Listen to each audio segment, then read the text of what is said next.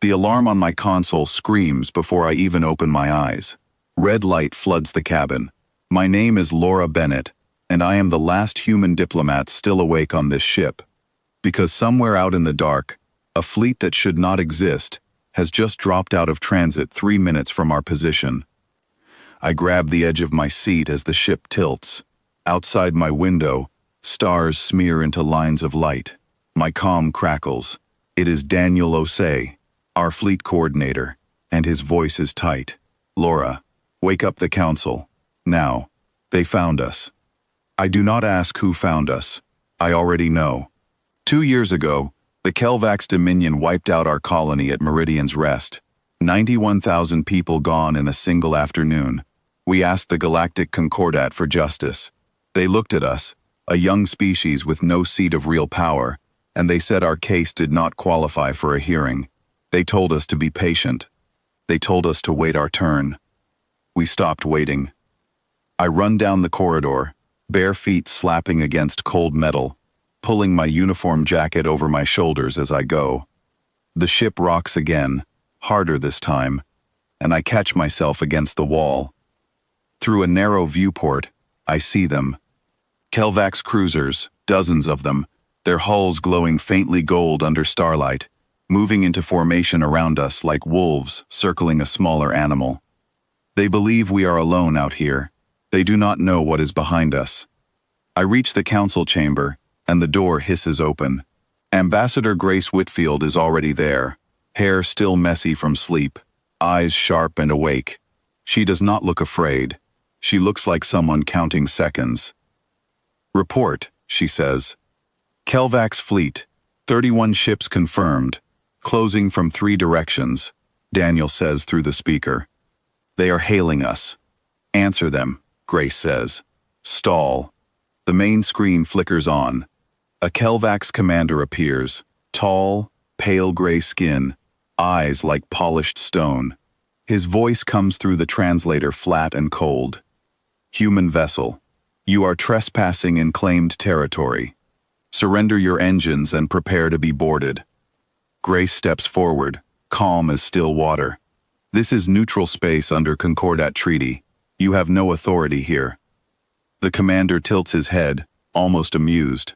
Authority is decided by strength, not by treaty. Your species learned that once already, did it not? The words hit like a slap. He is talking about Meridian's Rest. He is reminding us on purpose. Grace does not flinch. Careful what you remind us of, Commander. Memory can be a weapon too. The channel cuts. Daniel's voice comes back over comm, urgent now. They are locking weapons. My heart slams against my ribs. This ship is a diplomatic vessel. We are not built for a fight. If those cruisers open fire, we will not survive the first pass.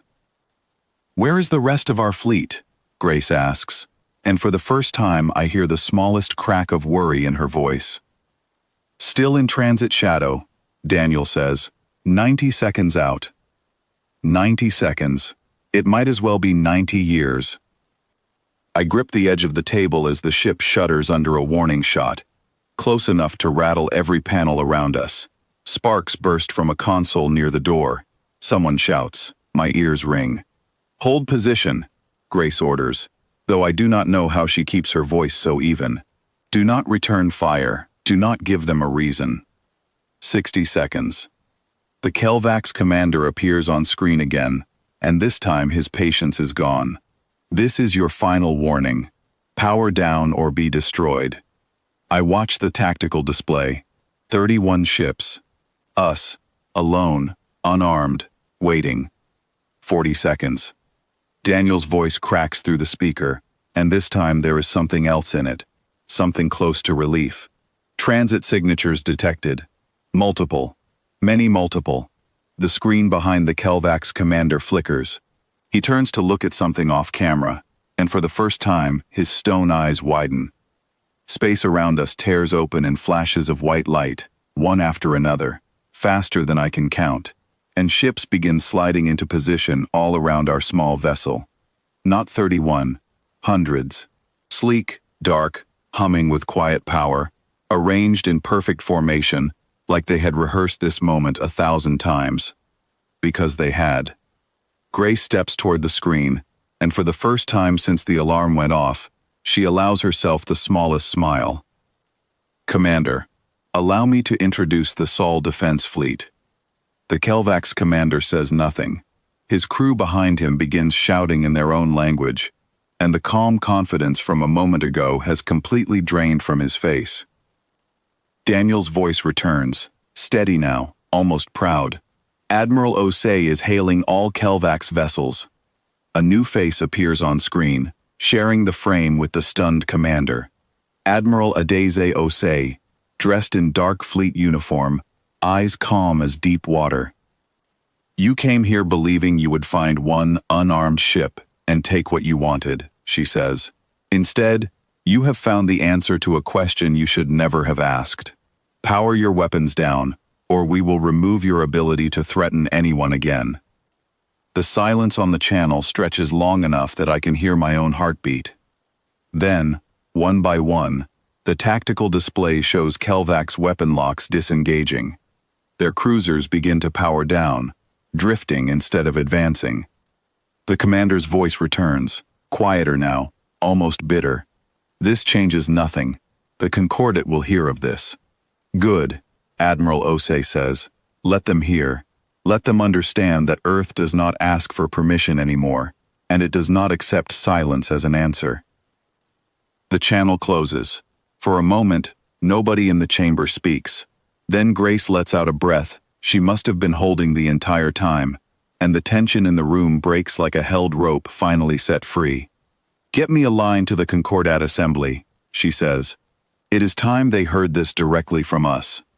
I follow her back through the corridor, my legs still shaking slightly from adrenaline, and I think about how close we came to losing everything in those 90 seconds.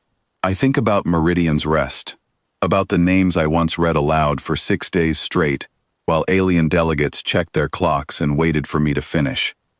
We are not that species anymore. We stopped begging to be seen.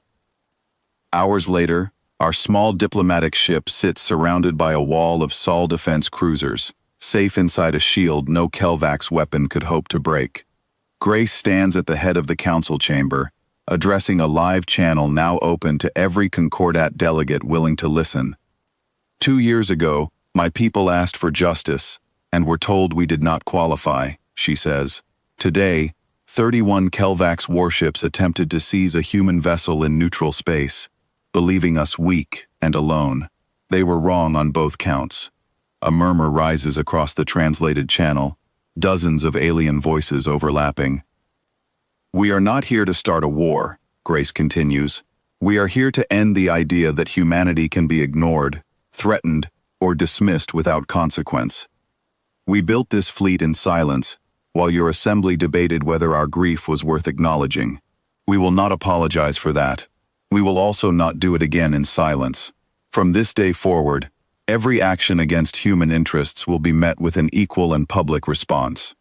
The Dren ambassador, a thin figure with shifting violet skin, leans forward on the screen. You understand this changes your standing significantly. We are counting on it, Grace says. Later that night, after the channel closes and the chamber empties, I find Daniel alone in the observation deck, watching the quiet lights of our fleet drifting outside the window. He looks tired in a way that has nothing to do with lack of sleep. You did not think we would make it, did you? He says without turning around. For about 40 seconds, no, I admit. He laughs softly, though there is no real humor in it. 90 seconds used to feel like nothing. Tonight it felt like a lifetime.